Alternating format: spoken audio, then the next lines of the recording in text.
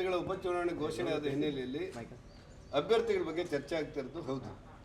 ಮೊನ್ನೆ ಮಾಜಿ ಮುಖ್ಯಮಂತ್ರಿ ಬಿಜೆಪಿ ಮುಖಂಡರಾದ ಬೊಮ್ಮಾಯಿ ಅವರು ಬಂದು ಎರಡೂ ಜಿಲ್ಲೆಗಳಲ್ಲಿರುವಂಥ ಆಸಕ್ತರ ಮತ್ತು ಅಭ್ಯರ್ಥಿಗಳ ಪಟ್ಟಿಯನ್ನು ತೆಗೆದುಕೊಂಡು ಹೋಗಿದ್ದಾರೆ. ಮೊನ್ನೆ ಅದರ ಬಗ್ಗೆ ಒಂದಿಷ್ಟು ಚರ್ಚೆ ರಾಜ್ಯ ಮಟ್ಟದಲ್ಲಿ ನಮ್ಮ ರಾಜ್ಯ ಬಿಜೆಪಿ ಅಧ್ಯಕ್ಷರಾದ ವಿಜೇಂದ್ರ ಅವರು ಮತ್ತು ತಂಡದ ಮಧ್ಯೆ ಒಂದಿಷ್ಟು ಚರ್ಚೆಗಳಾಗಿದೆ. ಬಹುತೇಕ ಕೇಂದ್ರಕ್ಕೆ ಹೆಸರುಗಳ ಅಂತಿಮ ಪಟ್ಟಿ ಹೋಗುತ್ತೆ. ಒಂದು ಇವತ್ತು ಅಥವಾ ನಾಳೆ ಅಥವಾ ಒಂದೆರಡು ದಿವಸದಲ್ಲಿ ಕೇಂದ್ರ ಅದನ್ನು ಘೋಷಣೆ ಮಾಡಬೇಕು.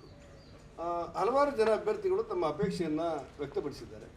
ಒಬ್ಬರಿಗೆ ಅವಕಾಶವನ್ನು ರಾಜ್ಯ ಮತ್ತು ಕೇಂದ್ರದ ನಮ್ಮ ನಾಯಕತ್ವ ಮಾಡಿಕೊಡುತ್ತೆ. ನಿಶ್ಚಯವಾಗಿ ಕೇಂದ್ರ ಕೊಟ್ಟಿರುವಂಥ ರಾಜ್ಯ ಕೊಟ್ಟಿರುವಂಥ ಅಭ್ಯರ್ಥಿ ಭಾಳ ದೊಡ್ಡ ಅಂತರದಲ್ಲಿ ಗೆಲ್ಲಿಸುವಂಥ ಜವಾಬ್ದಾರಿ ನಮ್ಮ ಮೇಲಿದೆ. ನಾವು ಈ ಉಪಚುನಾವಣೆಯಲ್ಲಿ ಗೆಲ್ತೇವೆ. ಸ್ವಲ್ಪ ಥರ ಆಯಿತು. ಒಂದು ವಿಷಯ ಐತಿ, ಜಮೀರ್ ಅಹಮದ್ ಅವರು ಹೈಕೋರ್ಟ್ನ ಜಜ್ಮೆಂಟನ್ನು ಪೊಲಿಟಿಕಲ್ ಜಜ್ಮೆಂಟ್ ಅಂತ ಹೇಳಿದ್ದಾರೆ, ರಾಜಕೀಯ ಪ್ರೇರಿತ ಜಜ್ಮೆಂಟನ್ನು ಆ ರೀತಿ ವಿಶ್ಲೇಷಣೆ ಮಾಡಲಿಕ್ಕೆ ಬರ್ತದೆ.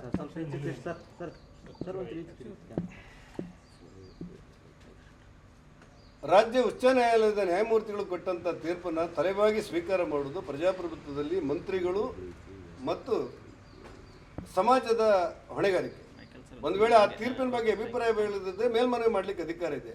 ಅದನ್ನು ಬಿಟ್ಟು ನ್ಯಾಯಮೂರ್ತಿಗಳನ್ನೇ ಟೀಕೆ ಮಾಡಿ ರಾಜ್ಯ ಹೈಕೋರ್ಟ್ನ ನ್ಯಾಯಮೂರ್ತಿಗಳು ಕೊಟ್ಟಿರುವಂಥ ತೀರ್ಪು ರಾಜಕೀಯ ಪ್ರೇರಿತ ಅಂತೇಳಿ ಒಬ್ಬ ಮಂತ್ರಿ ಹೇಳ್ತಾರೆ ಅಂತೇಳಿ. ಆದರೆ ಸಿದ್ದರಾಮಯ್ಯನವರು ಅಂಥ ಮಂತ್ರಿನ ಇಟ್ಟುಕೊಂಡು ರಾಜಕಾರಣ ಮಾಡುವಂಥ ವ್ಯವಸ್ಥೆ ಅತ್ಯಂತ ನೋವಿನ ಸಂಗತಿ.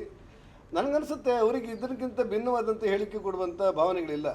ವಿಧಾನಸೌಧದಲ್ಲಿ ನಿಂತುಕೊಂಡು ಪಾಕಿಸ್ತಾನಕ್ಕೆ ಜೈ ಎಂದವ್ರ ಬಾಯಿಂದ ಈ ರಾಜ್ಯ ಸರ್ಕಾರ, ಈ ರಾಜ್ಯದಲ್ಲಿರುವಂಥ ಸರ್ವೋಚ್ಚ ನ್ಯಾಯಾಲಯದ ನ್ಯಾಯಮೂರ್ತಿಗಳು ಹೇಳಿರುವಂಥ ಮಾತುಗಳನ್ನು ಗೌರವಪೂರ್ಣವಾಗಿ ಸ್ವೀಕರಿಸುವಂಥ ಮಾನಸಿಕತೆ ಅವರಲ್ಲಿ ಇಲ್ಲ ಅಂತ ಅನಿಸುತ್ತೆ. ಅದಕ್ಕೆ ಉತ್ತರ ಏನು ಕೇಳಿದರೆ, ಮುಖ್ಯಮಂತ್ರಿಯಾಗಿ ಈ ಕ್ಷಣದವರೆಗೆ ಮುಖ್ಯಮಂತ್ರಿ ಆಗಿರುವಂಥ ಸಿದ್ದರಾಮಯ್ಯ ಅದನ್ನು ಸಹಿಸ್ತಾರ ಅನ್ನೋದು ಚರ್ಚೆ. ಸರ್, ಈಗ ರಾಷ್ಟ್ರೀಯ